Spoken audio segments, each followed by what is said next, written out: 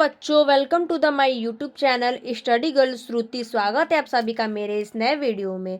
देखिए, मैं आज आप लोग को क्लास 12 यानी कि कक्षा 12 के लिए मैं आज आप लोग को सेंट्रल एरिया बताने जा रही हूँ, जो कि यूपी बोर्ड एग्जाम में बहुत ही इम्पोर्टेंट ये सेंट्रल एरिया है और ये हर साल आते हैं। तो ये जो सेंट्रल एरिया है 2025 में भी कंपलसरी है कि आएंगे।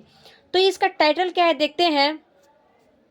माई मदर एट 66, यानी कि हम माई मदर एट यानी कि मदर एट पे 66 पे जानेंगे।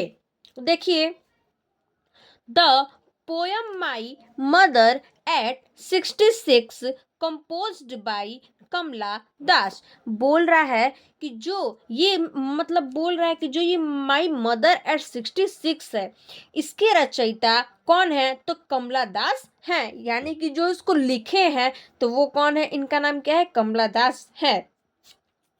The poem brings out the complexity of human relation. बोल रहा है कि जो कमला दास हैं, यानी कि बोल रहा the poem brings out the complexity of human relation.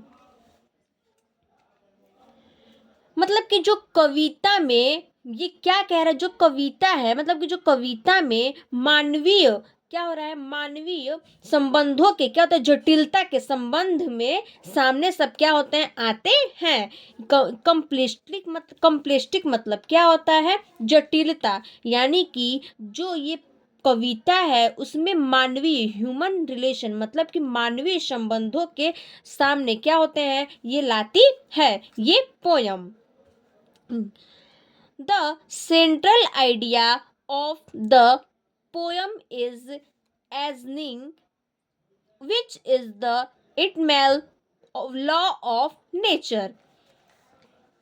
जो कविता यानी कि जो केंद्रीय विचार है, सेंट्रल आइडिया मतलब केंद्रीय विचार, बोल रहा है जो कविता में केंद्र विचार है ये किसका है, तो बुढ़ापा है, यानी कि ये जो केंद्र विचार है तो बुढ़ापे का है।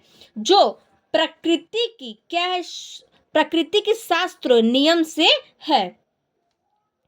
The poetess had gone to meet her mother. बोला the poets had gone to meet her mother, those pale fish made her realise that her mother is getting old.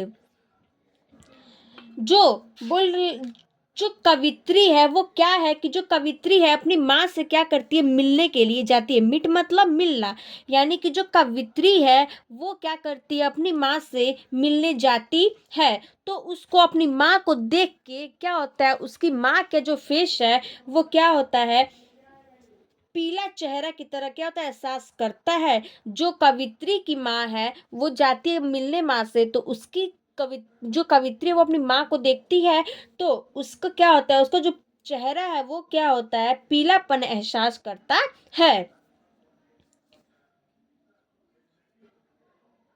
Realise her that her mother is getting old, कि उसकी जो माँ है वो क्या है, बूढ़ी हो रही है, यानी कि बूढ़ा मतलब उसका पीला चेहरा हो रहा है तो वो सोचती है कि जो मेरी माँ है यानी कि वो क्या होती जा रही है, अब बूढ़ी हो रही है।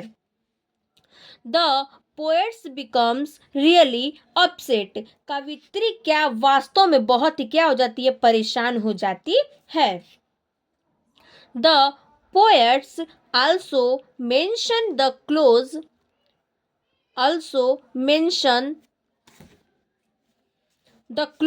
relationship which a mother and a daughter share। बोल रही है कवित्री यानी कि जो कवित्री है, कवित्री और ऑल्सो यानी कि उसकी माँ और बेटी के क्या है, दोनों के बीच में बहुत ही घनिष्ठ क्या है, संबंध है। देखिए लिखा हुआ है मेंशन द क्लोज यानी कि घनिष्ठ, रिलेशनशिप यानी कि संबंध, which is a mother and A daughter यानी कि बेटी शेयर यानी कि क्या करती है, उल्लेख भी करती है अपनी बेटी से। और कवित्री की जो बेटी है और उसकी माँ है, उस दोनों के बीच में बहुत ही बड़ी घनिष्ठ संबंध है। और कुछ भी है तो क्या है, अपनी बेटी से वो कोई भी चीज को क्या करती है, उल्लेख करती है। White going away from her mother who has grown old। अपनी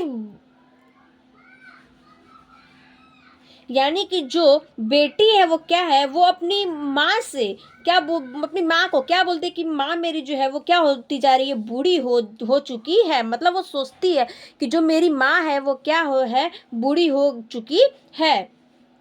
और पोएट्स गेट्स डीपली सैडनेड यानी कि अपनी माँ उसकी बूढ़ी हो चुकी है और वो अपनी माँ से क्या करती है, दूर होती जा रही है। उस समय कवित्री क्या होती है, बहुत ही दुखी हो जाती है।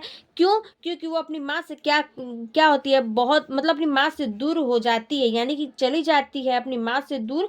तो वो क्या होती है, कवित्री बहुत ही दुखी हो जाती है, दुखी होती जा रही है। तो यही आपका क्या है, सेंट्रल आइडिया था। और देखिए इसमें हमको ये सीख मिलता है कि हम लोग इस चैप्टर में बस यही सीख हमको मिली है कि हमें हमेशा अपने माँ बाप का क्या करना चाहिए, सेवा करना चाहिए। और खुशी से उसी में हमारी क्या है, खुशी होनी चाहिए।